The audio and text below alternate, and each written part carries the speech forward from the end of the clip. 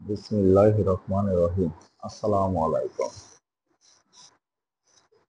প্রতিটা মুসলমান ভাইকে বলছি, ভাই আমরা তো মুসলিম, বলে আমরা মুসলিম, ঠিক আছে আমরা মুসলিম। আহ, মুসলিম কি আমরা সেই নামটার মান কি রাখতে পারি? কোন আল্লাহ আমাদের কে সৃষ্টি করেছেন কি জন্য? আল্লাহর ইবাদত করার জন্য, আল্লাহর গুণগান করার জন্য। আমরা কি সেগুলো করি? করতে পারি? চেষ্টা অনেক আছে, চেষ্টাও করি না আমরা। কেউ আছে শুক্রবারে শুধু যায়, কেউ আছে ঈদের দিন শুধু যায়, কেউ আছে অক্টেও কিছু অক্টে নামাজ পড়ে, আবার কেউ আছে শুধু সাদা রমজানে যায়।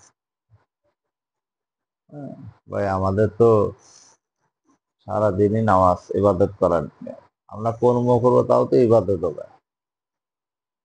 হ্যাঁ, যদি আমি দোকানটা খুলি বিসমিল্লাহকে খুলে যদি জিকির করি, ও তো ইবাদত করে নিতে হবে। তাহলে আমরা কি জন্য এগুলো করব না? তাই কোন? যাই হোক, আমি যে কথার জন্য আপনাদের সামনে এসেছি, স্পষ্ট কথা ভাই। আমি যে পেশায় গোছায় যে হুজুরের মতো বলতে পারি না, আমি তো সাধারণ একটা মানুষ। হুজুরা ভালোভাবে বলতে পারে, কিরকম সুন্দর করে বলে, আমি বলতে পারি না। এখন বাজে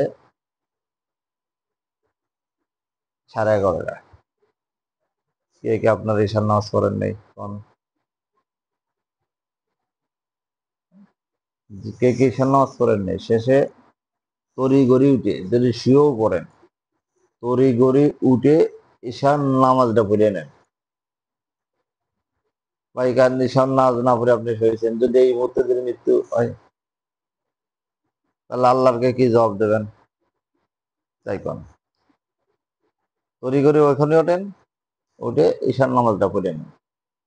ঈশান নামাজটা পড়ে তারপরে আপনারা শোন, সারা রাত ঘুমায় থাকেন, কেউ বাধা দিবেন না। যদি মৃত্যু হয়, এই নামাজের ছেলে হয়তো আল্লাহ মাফ করে দিতে পারে। ওঠেন ওঠেন ওঠেন, এটা সবাই নামাজ পড়েন ইনশাল্লাহ, যে যে পড়েননি। সবাই না, যে যে পড়েননি। অনেক বুজুর্গ আছে, তারা শুয়ে পড়েছে,